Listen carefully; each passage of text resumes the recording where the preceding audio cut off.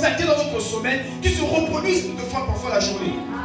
Et vous allez vous rendre compte que ces choses, des fois je les ai vues quelque part, oui, mais parce que quoi? Tu as pris le temps de consacrer ton esprit à Dieu. Tu as pris le temps de t'offrir totalement à Dieu. Lorsque tu offres une partie de ton temps à Dieu, on aime aussi que tu consacres ce temps-là à Dieu. Et si tu es là cette nuit, je crois fortement que ce n'est pas un hasard. Parce que je crois fortement que le Saint-Esprit va te visiter personnellement. Amen. J'aimerais qu'on lise un dernier verset. Et c'est avec ce verset que je vais poursuivre la prédication. Genèse chapitre 28 à partir du verset 10 à 22. Genèse chapitre 28 à partir du verset 10 à 22.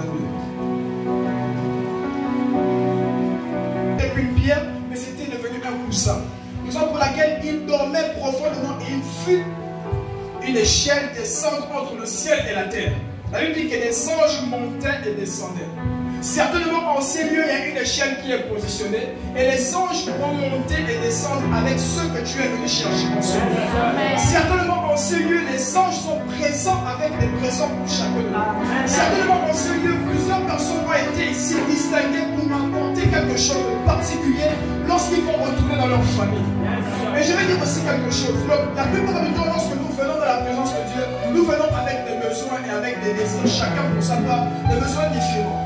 Et vous allez vous rendre compte que la plupart du temps, nos besoins ne correspondent pas forcément aux besoins de Dieu. La plupart du temps, nos désirs ne correspondent pas forcément aux désirs de Dieu. Des fois, lorsque nous voulons demander quelque chose à Dieu, nous devons nous demander réellement si la volonté de Dieu correspond à ce que nous-mêmes nous voulons. Regardez dans le livre de 1 Samuel, vous allez vous rendre compte qu'il y avait une femme qu'on appelait Anne et il y avait une autre qu'on appelait Pénina. Et vous allez vous rendre compte que la Bible nous dit que Pénina ici avait des enfants. Mais Anne ne l'avait pas. Quel était le problème de cette femme? Elle n'arrivait pas à concevoir un enfant. Elle n'arrivait pas à donner un enfant. Mais entre cette femme et Dieu, les deux avaient un problème.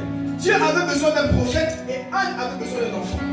Pourquoi Dieu a donné un enfant à cette femme? C'est parce qu'il s'est rendu compte que dans sa maison, il manquait un prophète qui était véritablement l'enfant de Dieu.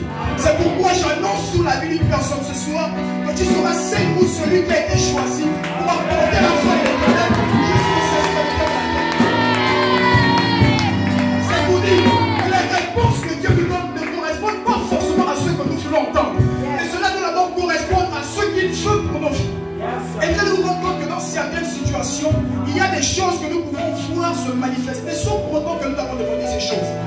Il est arrivé dans une certaine période de votre vie et vous avez longtemps prié sans voir les résultats. Mais le temps arrive où vous allez voir les résultats sans prier.